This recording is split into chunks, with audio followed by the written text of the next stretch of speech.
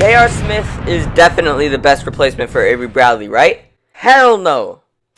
Yo, what's going on, guys? It's Luke, and I'm here to tell you that J.R. Smith will not be a necessity to this Lakers team. He will play a very minimal role, and here is why.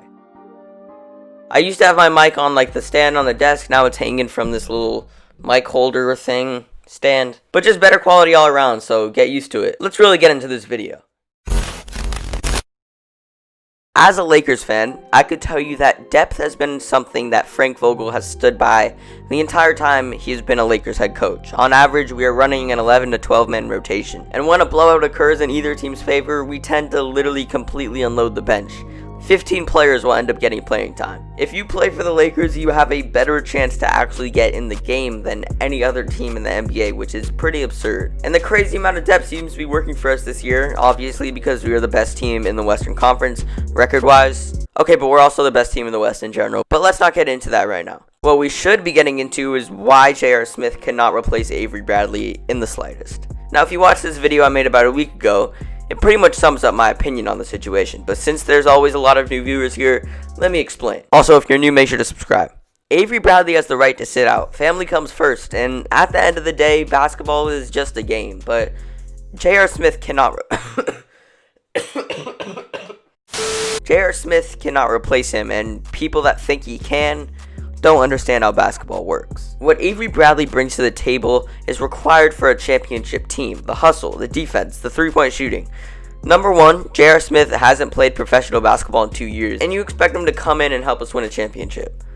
Yikes. But also, he does not bring any of the defensive aggression that Avery Bradley brings, which is so important. You can't rely on J.R. Smith to hustle or step up defensively in any way, especially after being on a 2-year hiatus from the NBA.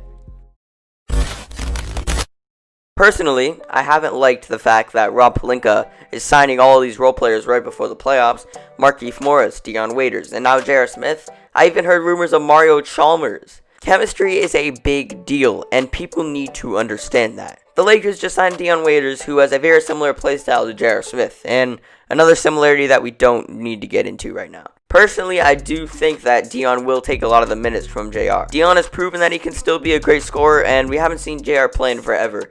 And the last time he did, he put up 6.7 points per game as a starter. People are getting way too hyped up for JR, and I think that Markieff Morris was the only guy we had to sign. Then we signed Dion Waiters, and now Avery Bradley isn't playing.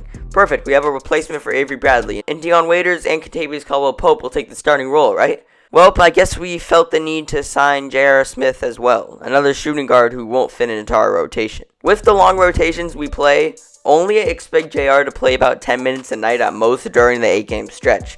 But trust me, when we hit playoff time, players that are on the bubble, you see what I did there? Like, on the bubble, because it's being played in a bubble. Boring! Anyways, these players will be cut out of the rotation because the playoffs are when things really matter to the coaching staff, front office, players, and the fans. The playoffs are a time when you only play players you can rely on, and expect to see people like Markieff Morris and Kyle Kuzma's minutes decrease, because these aren't players we have learned to rely on at the moment.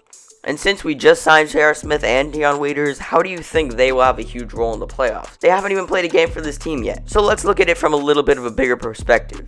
With Avery Bradley and Rajon Rondo out, our bench, without our new signings, looks like Markieff Morris, Kentavious Caldwell-Pope, Alex Caruso, Dwight Howard, and Quinn Cook. Then you throw Dion in there, who maybe will take Quinn Cook's minutes because Quinn Cook hasn't really been in our rotation this year, but JR having a role on this team is unlikely in my opinion. We still have a solid 11-man rotation without him. Anyways, guys, that'll do it for this video. I just really wanted to explain this as a Lakers fan who's watched almost every single game this year. I wanted to explain how our system works and why I don't see J.R. Smith getting a lot of playing time. Yes, obviously LeBron is friends with him, so maybe he can force JR to play a little bit, but otherwise expect JR to have a very minimal role on this team. So yeah, make sure to do all that good stuff in the comments down below if you haven't already. If you're new here, make sure to subscribe. I post NBA content about 2 to 3 times a week, and I'm on the grind right now, so make sure to subscribe. My content's getting more quality every single video, so you won't want to miss it. And, of course, turn on post notifications so you don't miss a video from mine. But other than that, make sure to check out the videos popping up right now, and I'll see you guys in the next one. Peace out.